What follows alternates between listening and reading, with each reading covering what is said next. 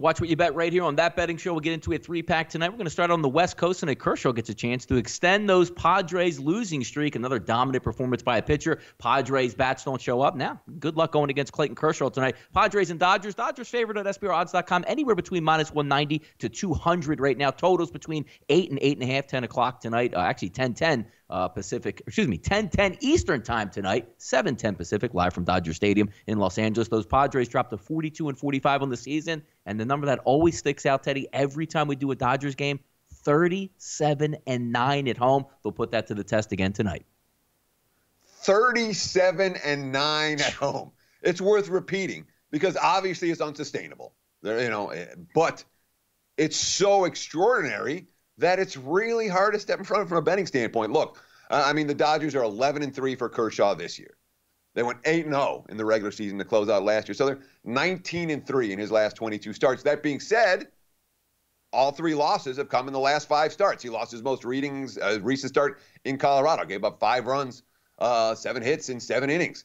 The defense wasn't real good behind them, but he lost the start before that versus Arizona. In fact, the 3 losses that the Dodgers have suffered with Kershaw on the hill since last August have all come against division foes, San Fran, Arizona, Colorado. Here's the 4th division foe, San Diego, coming to town tonight. And Lauer, who doesn't have great numbers overall this season. What's he, 5-7 with an ERA over 4. Opponents hitting .267 against him. He hasn't been great in his last few starts, but he's owned the Dodgers to the tune of 3-0 with a .46 ERA, allowing just a base runner per inning, allowing opponents to just hit .204 against him. Lone career start at Dodger Stadium. He held the Dodgers to 1 run on 4 hits. The former first-rounder who's starting to show signs, I can't explain it, talking about his domination of the Dodgers. I think everyone gets a little extra boost when they are facing L.A. That has to be expected. But I can't say why it's gone that way. It has. All I'm hoping is that it doesn't change. Nobody's stepping in front of the Dodgers at home right now. But frankly, might not be a bad spot to do so if you're looking for that big underdog cash.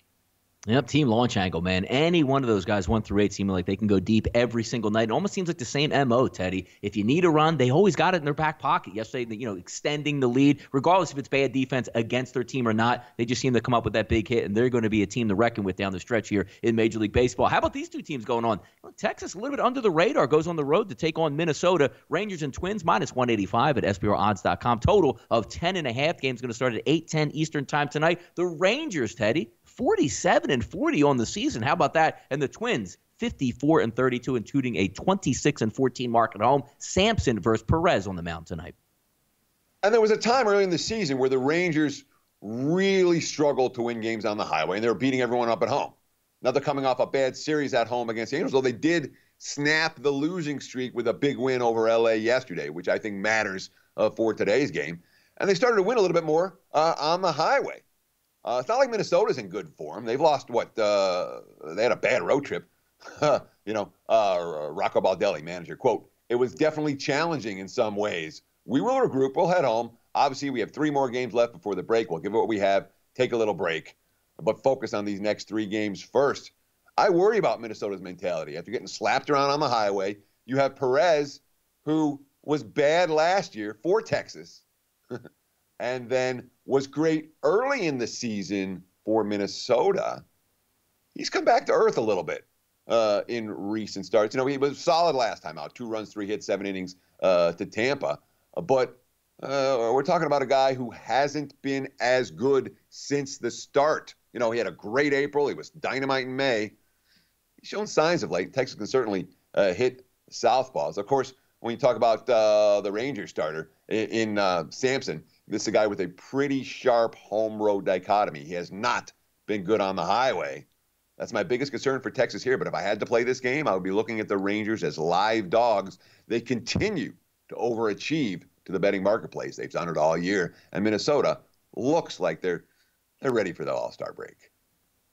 first place Braves, Teddy, going to take on those Marlins. Braves just took care of the Phillies 2 out of 3. You get the Marlins in town now. Braves favored -189, checking out SPRodds.com with a total of 10, 7:20 Eastern time start from SunTrust Park. As we know, it's hot land. It's going to be hot and muggy conditions. The Marlins come in 32-53 on the season, playing better over the last 45 days, but still 17-24 on the road. The Braves 52-36 on the season, including 26-18 at home. Yamamoto has had 4 starts in major leagues. The first 2 starts, Teddy, throwing shutouts. The next game, 5 innings, 2 earned runs. The following game against the Phillies, 4 innings, 4 earned runs. So maybe a book's getting around on this kid. Tehran struggles at home. Not as bad as they were over the past 2 years. But look, those Pats are always going to pick you up in Atlanta tonight. Let's check out this game tonight, Teddy, on the mound. Well, yeah, a minute ago we were talking about all the different guys the Dodgers have who are capable of all of a sudden, going yard and changing a game. The Braves are right there, We got, 6 guys with 14 home runs? Freeman, Acuna, Donaldson, Swanson, Riley, and Albies. Donaldson, quote, I kind of expected that after watching these guys in spring training. I didn't know Austin would come up here and do what he's doing. I hadn't had a chance to see him play, but the kid has a ton of potential and obviously a lot of power. So we know what these Braves bats are capable of doing. They did it all week against the Phillies. Tehran, who hasn't been as good as home, and is one of Atlanta's weaker starters. Only lasted 3 1/3 in his last time, though that was rain that forced him out of the game. But 2 starts against Miami this season. He hasn't given up a run, 12 innings, just 4 hits, 3 walks, 9 strikeouts. He's dominated this lineup. Yamamoto came out with gems with his first 2 starts against the Cardinals. Shut him down both times. Last time out, a no decision against the Phillies. 4 runs over 4 innings. Look, the Braves are 8-1 against the Marlins this year. They went 14-5 against them last year. The Marlins have lost 4 straight. They were swept in Washington. It's not one of these games where I'm excited about making a case for the underdog, even though the price with the favorite a little bit too high for this bet.